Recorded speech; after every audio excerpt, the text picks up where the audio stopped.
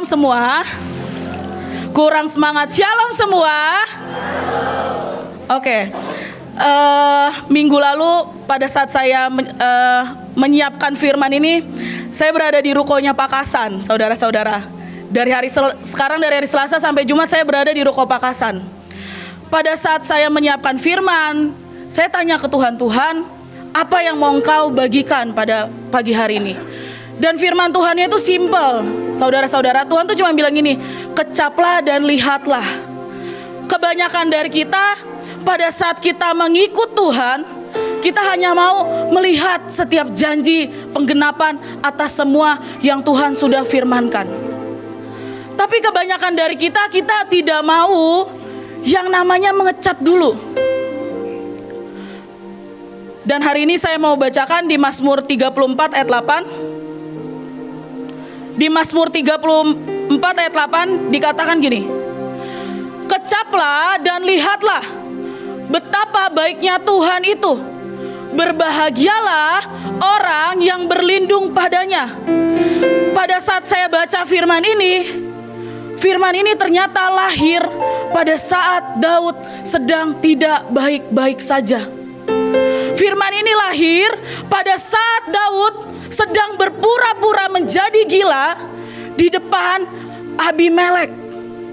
Dan hari itu saya cuma merenung, Tuhan, ini seorang raja, Daud, hari itu sedang dikejar-kejar Saul. Dan di Alkitab dikatakan dia berpura-pura gila karena ada salah satu orang yang mengenali dia. Dan pada saat dia berpura-pura gila ini, biasanya kalau kita stres, kita pusing, kita hanya bilang, Tuhan mana kata Engkau tuh adil? Tuhan mana kata Engkau Tuhan yang akan menggenapi setiap janjimu? Dan hari itu pada saat Daud hampir gila, dia cuma berkata, Tuhan, sungguh aku mengucap syukur. Dia cuma menuliskan Mazmur mengucap syukur. Dan lahirlah ayat, kecaplah dan lihatlah. Buat Daud, ini adalah saat yang paling berharga, saat yang paling terbaik untuk dapat mengucap syukur. Hari-hari ini saudara, pada saat mungkin setiap cobaan itu datang, saudara tidak melihat janji Tuhan belum tergenapi di dalam hidup saudara. Apakah kita bisa berkata, Tuhan, aku mau mengecap sekali lagi semua janji, semua firman, semua nubuatan? Dan apakah respon kita benar seperti Daud? Saya mau kesaksian saudara. Hari itu ibu khotbah tentang kita akan ditampi, akan ada penampian. Dan hari itu pada saat bulan Mei sampai Juli, buat saya itu adalah proses terberat pada tahun ini. Sebetulnya prosesnya gak berat saudara-saudara. Tiba-tiba saya ini ketua asyir di Rock, saya tuh hampir ditinggalkan mungkin 50% anak-anak asyir saya. Dan di asyir itu ada dua golongan. Yang pertama, anak-anak yang punya hati tapi kurang pinter. Dan yang kedua, anak-anak yang yang pinter tapi kurang punya hati. Itu yang saya hadapkan hari itu. Dan tiba-tiba pada saat pertanyaan saya muncul, mau gak kamu jalan lebih dalam sama Tuhan? Mau gak kita sama-sama menyelesaikan lawatan ini untuk beberapa tahun ke depan? Itu belum 15 tahun. Dan tiba-tiba hampir setengahnya itu keluar. Hampir setengahnya anak-anak lama saya keluar. Dan saya cuma berkata gini, Tuhan, ini gimana caranya di tengah lawatan yang segitu besar, saya ditinggalkan hampir 50% anak-anak saya.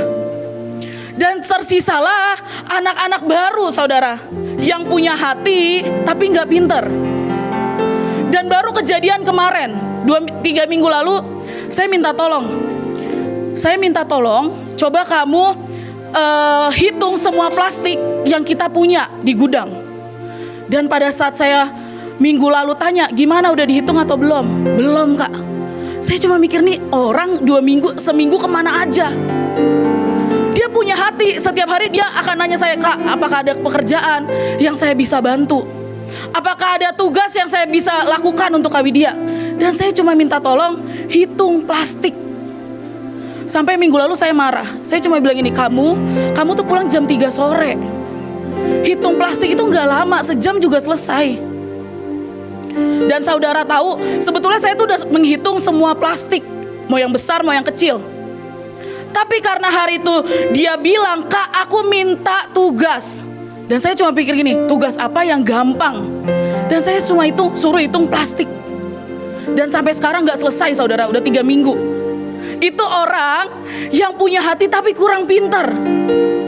Dan ada satu lagi, minggu lalu saya bilang gini, minta tolong untuk pesenin amplop.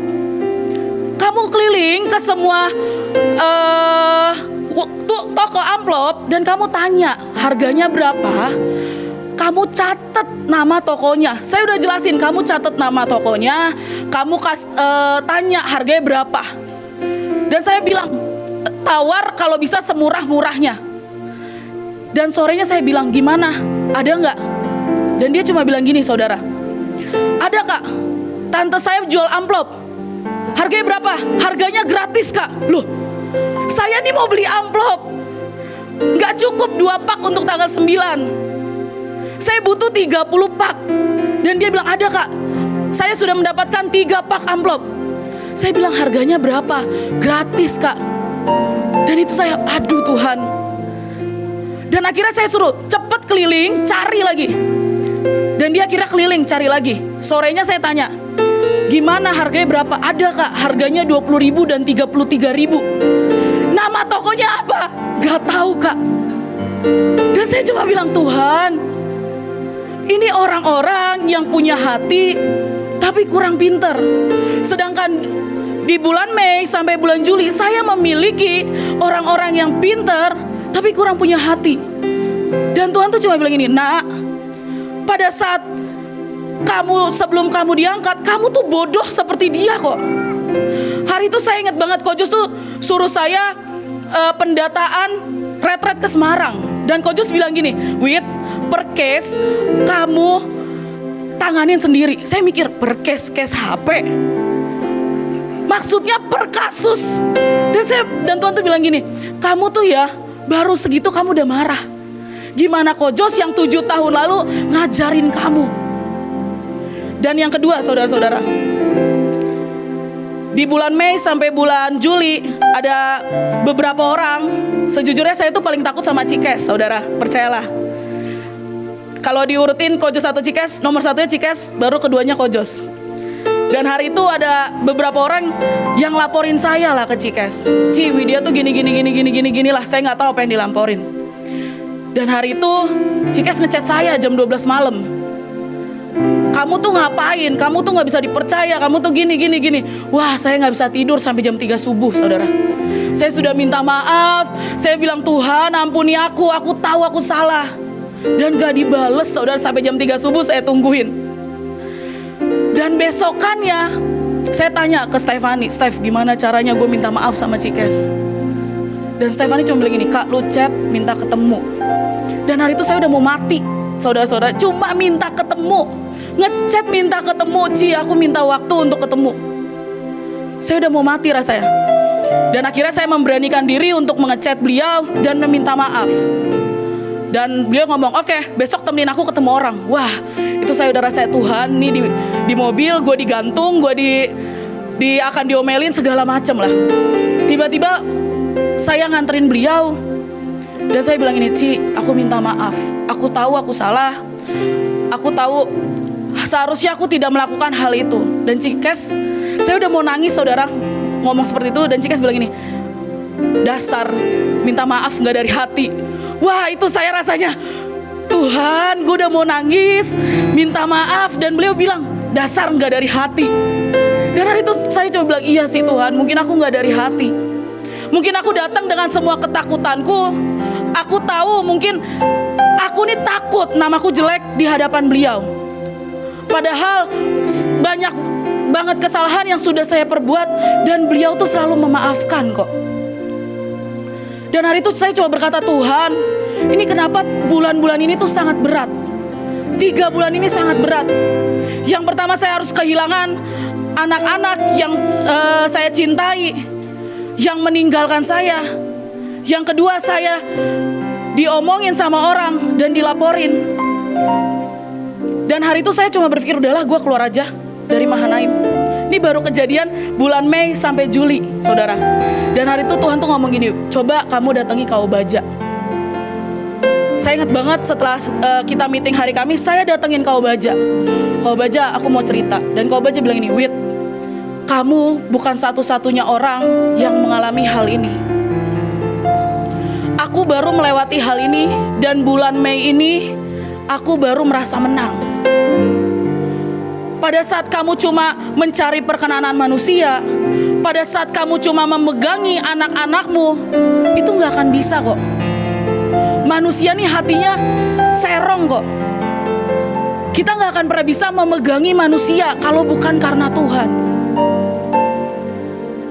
Dan hari itu aku cuma bilang gini, aku cuma berpikir, Tuhan, iya sih, aku ini terlalu sayang, aku tuh terlalu memegangi mereka, sampai saya nih gak berani untuk mengambil keputusan, iya, udah kalau kamu mau pergi. Dan Kaubaja tuh bilang gini, kamu lihat ibu itu ditinggalin banyak orang, semua donatur tinggalin ibu, semua orang-orang yang ibu cintai ninggalin ibu, dan ibu tetap firm dengan semua janji Tuhan. Bahkan kekuatan rohnya tidak pernah turun. Sedangkan kita baru ditinggalin 1-2 orang. Kita sudah bilang, Tuhan, Engkau tuh bukan Tuhan Allah yang adil. Dan hari itu Tuhan bilang, nak, mau gak kamu beresi semua lukamu? Kamu beresi semua luka yang mungkin sudah menjadi nanah. Saya bersyukur, saudara, saya dididik oleh Cikes. Beliau itu bukan orang yang pada saat kita dapat masalah, beliau tuh mukpuk dan cari dan kasih jalan keluar. Beliau tuh tipe orang yang kalau kamu punya masalah, doa sama Tuhan. Dan hari itu mungkin beliau gak tahu saya mengalami ini. Dan hari itu Tuhan negur saya, kamu mau selamanya jadi bayi, atau kamu mau menjadi AB yang menopang Tuhanmu? Dan saya cuma bilang, iya Tuhan, aku mau jadi AB yang menopang Tuhanku. Dan Tuhan ngomong, semua lukamu kamu beresin, yang bernanah kamu congkelin satu-satu. Dan aku cuma bilang ini, Tuhan, terlalu sakit untuk dicongkel, untuk diobatin. Dan Tuhan bilang, enggak, kamu harus beresin. Dan akhirnya setelah ketemu Kaubaja, malamnya saya obatin, saya congkel semua luka demi luka. Yang bernanah saya congkel. Itu sangat sakit Bapak Ibu. Tapi Tuhan bilang untuk 15 tahun ke depan, kita gak pernah bisa jalan dengan nanah demi nanah yang sudah bertahun-tahun ada di dalam diri kita. Kita gak bisa jalan dengan setiap luka. Mungkin pada saat kita dihardik, dipukul, luka. Baru diomongin, luka. Itu gak akan pernah bisa untuk 15 tahun ke depan. Makanya malam hari itu saya bilang, iya Tuhan, saya salah, aku salah. Dan aku mau beresin setiap luka. Tapi hari itu tidak segampang itu. Pada saat saya beresin, saya pikir langsung sembuh, saudara. Ternyata pada saat kita memberesin luka, kita memberesin hati kita, itu masih ada yang hati sesuatu yang bolong, yang kecil-kecil. Dan Tuhan tuh bilang gini, nak, kamu harus beresin semuanya sampai ke akar-akarnya. Kamu harus cabut sesuatu hal yang paling dalam. Dan itu saya beresin 1 bulan. 1 bulan. Dan hari itu saya cuma bilang, Tuhan, ampuni saya kalau saya berespon hati yang salah. Pada saat Daud dikejar-kejar Raja Saul, dia hampir gila, dia mempunyai respon hati yang benar. Sedangkan kita seringkali kita hanya didiemin pemimpin, kita ditinggalin banyak orang. Respon hati kita sudah mau keluar. Dan Kaubaja bilang ini, Wit, kalau kamu mau keluar, mending kamu keluar dari sekarang. Toh perjalananmu belum cukup terlalu jauh kok. Dan buat saya itu menampar, saudara. Saya pikir, jangan Wit. Saya pikir saya akan ditahan, jangan Wit. Kamu tuh orang, salah satu pilar segala macam. Ternyata enggak. Kalau kamu mau keluar, keluarlah sekarang. Mumpung perjalananmu belum terlalu jauh. Dan hari itu saya merasa ditampar, bolak-balik ditampar. Dan saya minta ampun, iya Kak, aku salah. Kamu harusnya orang yang paling dekat. Kamu adalah harusnya orang yang paling kuat. Tapi kamu orang paling dekat, tapi kamu sangat lemah. Dan saya bilang, iya Kak, aku lemah. Ajarin aku Kak. Dan hari itu dia bilang, cari Tuhan. Dan kau akan mendapatkan semua jaminan untuk ke depan. Itu yang pertama saudara. Yang kedua, ayatnya di 1 Petrus 2 ayat 3. Ini ceritanya, ayatnya itu berbicara tentang kita harus seperti bayi yang setiap hari meminum air susu. Dan di sini dikatakan, jika kamu benar-benar telah mengecap kebaikan Tuhan. Ternyata kata mengecap itu bukan hanya sekedar mengecap, tetapi kita harus mencoba. Kita harus mencicipi, bahkan kita harus merasakan, mengalami, dan memakannya. Setiap kali semua perjanjian dikatakan, setiap kali semua perjanjian diberikan, seringkali kita hanya sekedar mengecap, saudara. Dan kita berkata, mana semua janji, semua nubuatan tidak pernah terjadi atas hidup ini. Dan pertanyaannya, apakah setiap kita berani untuk memakannya? Apakah setiap kita berani untuk berjalan bersama Tuhan dan mau sekali lagi mencicipi bahkan memakannya? Mungkin kalau hari itu 2 tahun lalu saya nggak dikirim ke Blora, saya nggak akan pernah mencicipi rasanya ditanam. Mungkin kalau 2 tahun lalu saya nggak dibiarkan seakan-akan dibuang, mungkin hari ini saya nggak akan pernah bisa pegang Tangerang, gak akan pernah bisa pegang pemuritan Samaria Kudus. Dan saya hanya nyaman, hanya di rock. Dan hari itu saya seakan-akan dibuang, saudara. Pada saat saya dikirim ke Blora, saya coba berpikir gini, kenapa sih Christian tuh gak dikirim? Kenapa sih dia tuh selalu di base camp? Kenapa sih dia tuh apa-apa selalu aman di base camp? Maaf ya Chris. Oh ya. Kenapa sih? Pokoknya apa-apa Christian semua. Maaf ya Chris. Saya tuh sama Christian partner sparring, saudara. Saya merasa dia paling hebat, sedangkan dia merasa saya paling hebat. Padahal nggak ada. Dan saya coba bilang ini, kenapa sih? Dan pada saat saya dikirim ke Blora, saya bersyukur, saudara. Saya bukan ditempatkan di tempat terbaik. Saya sangat bersyukur. Kalau 2 tahun lalu saya dikirim, saya nggak punya respon hati yang benar, mungkin saya nggak akan bisa ada sampai hari ini. Hari ini, pada saat saya mengecap, pada saat saya mencicipi, pada saat saya memakan, Tuhan memberikan sesuatu hal yang jauh lebih besar daripada Blora. Biasanya saya cuma dikirim oleh Kojos ke kota demi kota. Hari ini saya mengirim orang ke Pati, saudara. Karena apa? Mereka minta ada orang yang dikirim. Pada saat kita mau memakan semua janji Tuhan, Tuhan akan membawa kita jauh lebih besar. Tuhan akan membawa kita jauh menikmati apa yang firman-Nya katakan. Dan hari ini bukan sampai Pati saja, saudara. Saya dibawa Tuhan untuk megang seluruh sekolah-sekolah yang ada di Tangerang. Selama 1 bulan kita mengerjakan Tangerang, sudah ada 15 sekolah yang minta dimuridkan. Dan hari ini kita kekurangan orang, saudara-saudara. Karena setiap Jumat itu kurang lebih ada 4 sekolah yang harus diisi. Gak cukup sampai di situ. Jumat ini kita mau ada pertemuan dengan 26 guru yang memegang 16 guru yang memegang 22 sekolah. Itu karena apa? Karena hari itu saya berani untuk memakan semua janji yang Tuhan sudah berikan. Dan hari ini, apakah saudara mau memakan semua janji yang telah Tuhan berikan? Apakah setiap janji, semua perjanjian, semua khotbah yang dibagikan itu kita iyakan dan kita aminkan? Mungkin banyak dari kita enggak kok. Bahkan saya sendiri pun kadang-kadang enggak kok. Saya cuma berpikir gini, disuruh dibilang iya kita no limit, no limit, no limit. Kenyataannya pada saat saya melihat dompet saya, itu tidak no limit. Tapi hari ini rekening saya no limit. Amin. Seringkali kita itu gak bisa kok, kita tuh gak mau memakan setiap janji Tuhan. Dan Tuhan bilang, nak, untuk 15 tahun ke depan, kita harus berani mengecap, kita harus berani memakan, dan kita harus berani untuk berjalan mengalami bersama Tuhan. Daud menikmati saat dia menjadi raja. Daud menikmati saat ia menjadi buronan. Dan hari ini kita harus sama-sama menikmati.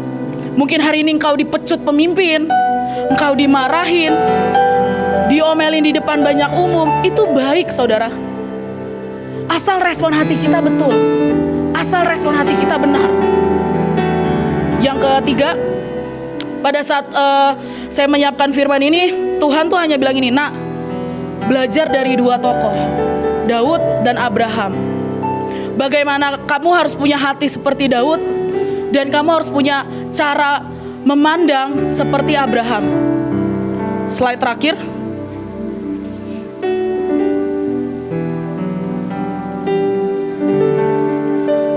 Saya bacakan di Kejadian 15 ayat 6. Kejadian 15 ayat 6. Lalu percayalah Abram kepada Tuhan, maka Tuhan memperhitungkan hal itu kepadanya sebagai kebenaran. Mungkin ayat ini sudah sering kali kita dengar. Hari itu Tuhan suruh Abraham untuk keluar dan melihat bintang. Dan hari itu Abraham sepakat dan percaya sama Tuhan. Seringkali di perjalanan ini kita hanya mempertanyakan setiap janji Tuhan, setiap nubuatan. Kita hanya untuk kita berjalan sama Tuhan, ternyata kita hanya harus punya modal percaya, saudara. Saya mau kesaksian, jadi ini sekalian saya minta ampun dan saya mengaku dosa. Jadi 2 minggu lalu Kojos itu marah sama saya. Saya bersyukur setiap kali saya error, saya tuh dimarahin sama Kojos. Percayalah, saya bersyukur. Dan hari itu setelah meeting rock, Kojos sudah mau pulang. Kojos sudah ngajak Cikes pulang. Dan Kojos bilang, ayo kita makan. Dan tiba-tiba gak tahu gimana caranya, mungkin Tuhan bersabda, Tuhan berfirman, tiba-tiba beliau duduk lagi, saudara. Beliau balik badan dan beliau bilang ini, Wit, aku tuh bingung sama kamu. Kamu tuh merasa aman, kamu tuh merasa nyaman atau apa? Aku tuh nggak lihat lagi taringmu yang dulu. Dan saya dengan gampangnya bilang ini, iya kok. Aku tahu setiap kali pekerjaan yang Cikes berikan pasti aku akan selesaiin kok, meskipun kadang lewat deadline. Dan Kojos cuma, ya ampun Widya. Dan Kojos bilang ini, Wit, lu tuh tahu nggak sih, banyak anak-anak baru yang akan gantiin posisi lu. Dan hari itu saya cuma diam di dalam hati. Dan Kojos bilang, kamu mikir gak sih? Coba kamu pikir, kamu lihat Naomi. Dan hari itu saya dibandingin sama Naomi. Naomi itu anak murid saya, saudara. Dan beliau sudah diangkat Cikes jadi AB. Dan hari itu Kojos bilang gini, lu lihat Naomi, harusnya itu posisi lu loh. Khotbahnya bagus, dia bisa deklarasi, melayani Cikes lebih bagus dia daripada lu. Dan aku cuma diem aja. Dan aku cuma bilang, iya ya Tuhan, apa betul semua yang dikatakan Kojos tuh betul? Dan Kojos bilang gini, AB-nya Nomi siapa? Windy kok, adekku. Namanya siapa? Iya kok, Windy Kesia. Tuh, ini bentar lagi lu nih udah dilangkahin sama murid lu, bentar lagi dilangkahin sama adek lu. Udah deh, abis. Dan hari itu saya cuma pikir, ya ampun Tuhan, ya betul juga sih Tuhan. Dan hari itu saya cuma berespon, Tuhan, saya ini terlalu slow, saya ini terlalu lambat. Dan tiba-tiba siangnya Cikes itu ngechat di grup. Kojos tawarin, siapa kalian yang mau melompat? Kojos suruh kita melompat. Siapa kalian yang mau melompat? Kalian ikut ke Taiwan dan hanya bayar 6 juta. Dan tiba-tiba beliau ngechat saya. Jadi saya pada saat meeting ngechat beliau dan baru dibales. Tiba-tiba selentingan di hati saya, ini buat lu, chat di grup itu buat lu. Dan saya cuma minta tanda gini, Tuhan, kalau misalnya ini buat gua, Cikes ngechat aku. 1 menit kemudian bener saudara di chat, Wit, kamu lagi di mana? Aku mau telepon. Dan aku bilang, iya Ci, aku lagi di WT. Kamu keluar, aku mau telepon. Cikes bilang lah, Wit, Kojos tuh mau kamu melompat. Mau gak kamu ikut ke Taiwan, kamu beriman 2 minggu. Kamu tanya Tuhan, kamu doa, aku gak tahu gimana caranya. Kamu bayar 6 juta dalam waktu 2 minggu. Dan hari itu respon saya apa saudara? Respon saya bukan keluar seperti Abraham dan melihat bintang. Tapi respon saya minta tanda lagi ke Tuhan. Saya minta 3 tanda lagi ke Tuhan. Saya minta tanda A, B, C. Kalau saya sebutin malu saudara. Saya minta tanda lah. Saya minta tanda. Dan sejujurnya cuma 1 tanda. Cuma 1 tanda yang dijawab. Padahal hari itu Tuhan sudah berbicara. Percayalah kepada Tuhan. Saya dapat ayat ini sebelum saya dimarahin sama Kojos. Lalu percayalah Abraham kepada Tuhan, maka Tuhan memperhitungkan hal itu kepadanya sebagai kebenaran. Kalau hari itu saya percaya, kalau hari itu saya ngeh, ini firman untuk saya menghadapi Taiwan, harusnya saya nggak minta tanda lagi, saudara. Saya minta tanda 3, cuma 1 yang dijawab. Dan baru Senin lalu, Cikes tanya, Wit, gimana visanya? Kamu jadi ngurus visa nggak? Gak jadi Ci, rencana baru Selasa aku ngurus visa. Dan Kojos dan Cikes bilang ini, oke, gak usah berangkat. Dan hari itu saya, Tuhan, kan waktunya 2 minggu Tuhan. 2 minggu harusnya hari Selasa. Dan saudara tahu, Lia itu sudah menyiapkan semua kebutuhan yang kita perlukan. Lia, seorang Lia, bendahara Rock, makasih Lia. Dia sudah menyiapkan dari dummy tiket, hotel, dia ngeprintin paspor saya, dia fotokopiin semua kakak segala macam. Dia menyediakan. Tuhan sudah menyediakan. Tapi seringkali respon kita itu salah kok. Respon kita hanya sibuk dengan mencari tanda. Padahal tandanya sudah Tuhan berikan. Padahal Tuhan cuma suruh kita keluar dari tenda, keluar dari semua kenyamanan, keluar dari semua yang kita suka. Dan ujungnya kita gak percaya kok. Seperti saya ini loh, gak percaya. Dan pada saat Cikes bilang gak bisa, kita mau beli tiket, hari itu saya ngechat, Ci, please lah Ci, bantu aku Ci, ampuni aku Ci. Dan Cikes bilang gak bisa, aku tanya Kojos. Dan hari itu saya memberanikan diri untuk ngechat Kojos, saudara. Saya chat, please, aku tahu aku salah, tapi aku mau melompat sekali lagi. Saya sudah senang dengan jawaban Kojos, boleh. Ternyata ada kata belakangnya, kawal dari Indonesia. Dan itu saya, ya Tuhan. Dan hari itu saya cuma berkata, Tuhan, ampuni saya yang saya tuh cuma sibuk dengan mencari tanda ini loh. Harusnya saya berangkat ke Taiwan, bayar 6 juta. Saya cuma bilang ini, Li, gue tuh gak punya uang 6 juta. Ada, tapi uang untuk DP Israel 3. Dan Lia tuh bilang ini, udah lu pakai dulu, kan lu kaya. Iya, lu donatorin gue ya. Ya uangnya tuh udah ada, saudara. Saya mungkin bisa pakai dulu, nanti berkat Tuhan tuh pasti turun. Tapi seringkali kita ini gak percaya kok. Dan hari itu Abraham cuma keluar dari tendanya, dia cuma ngelihat bintang.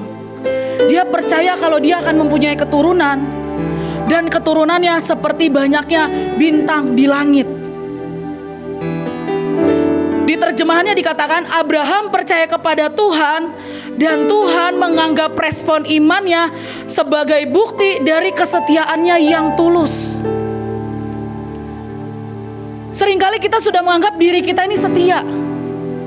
pada saat visi bangsa-bangsa itu diberikan, kita nggak lagi kayak dulu yang sangat bersemangat. Pada saat saya di awal diutus pertama kali ke Israel, saya semangat banget saudara. Dan pada saat Taiwan ini diberikan, saya cuma 50-50 kok. 50 mau berangkat, 50 enggak. Dan hari itu pada saat kita doa, Ko Aldi tuh bilang gini, aku tuh dapat dari Tuhan, kita tuh harus menginginkan seperti kita pertama kali pelayanan ke luar negeri, keluar pulau. Kita tuh harus punya respon hati yang sangat mengingini. Dan hari itu Ko Aldi bilang, kalian semua, kalian yang berangkat, kalian tuh harusnya punya respon hati yang benar. Banyak orang yang mau pergi, tapi nggak bisa kok. Tapi kita sudah diberikan kepercayaan, kita hanya membuang kok. Dan Tuhan tuh negur saya. Tuhan tuh bilang ini, kamu tuh cuma seperti orang yang membuang emas ke tengah-tengah babi kok. Kamu tuh seperti orang yang membuang emas, membuang permata ke tengah-tengah babi kok. Dari semua antara anak rock, yang dimention tuh kamu, Wit. Bukan Kristian lagi. Ampun Kris. Tapi kamu. Tapi hari itu saya nggak memilih untuk melompat, dan saya memilih untuk ya udahlah 2 minggu lagi masih lama. Saya memilih untuk menggampangkan. Dan hari ini Kairosnya lewat saudara. Saya nggak bisa pergi ke Taiwan, dan setiap kali saya ke Tangerang, setiap kali saya pergi, itu mobil-mobil di jalan semuanya tulisannya Taiwan.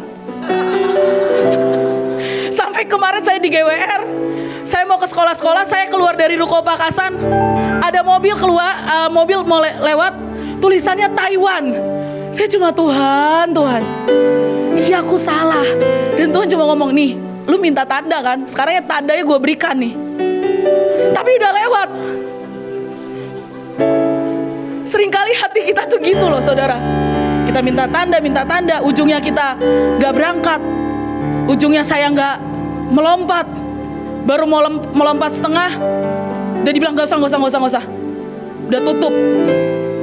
Dan hari ini kita harus punya iman seperti Daud. Cara melihat seperti Daud. Bahkan dia di tengah, dia hampir gila. Daud menuliskan Mazmur, dia mengucap syukur. Bahkan Daud berkata, kecaplah dan lihatlah. Hari ini semua kita akan memasuki Rock of Covenant, perjanjian batu karang. Apakah kita mau memakannya? Memakan setiap firman yang sudah diberikan, dibagikan? Atau kita akan seperti saya yang fail ini loh, yang hanya menunggu setiap tanda demi tanda yang ujungnya Tuhan berikan. Tapi Tuhan mau kita deal dulu, baru Tuhan akan berbicara. Seringkali kita terlalu takut untuk keluar dari kemah demi kemah yang kita punya. Dan hari ini Tuhan berkata, nak, keluar dari kemahmu, keluar dari setiap kenyamananmu, keluar dari semua yang kamu punya, yang kamu mau. Dan kamu akan melihat semua janji yang Tuhan berikan itu menjadi nyata. Amin. Semua nubuatan, semua yang kita terima itu akan menjadi nyata. Belajar percaya kepada Tuhan. Jangan pernah sekalipun kita meragukan semua yang Tuhan janjikan. Sebab di Yohanes 20 ayat 29 berkata, berbahagialah orang yang percaya walaupun kita tidak melihat. Kekristenan itu bukan hanya sekedar teori, tapi kekristenan adalah sebuah praktek di mana Tuhan sudah memberikan janji. Kita hanya perlu melangkah keluar.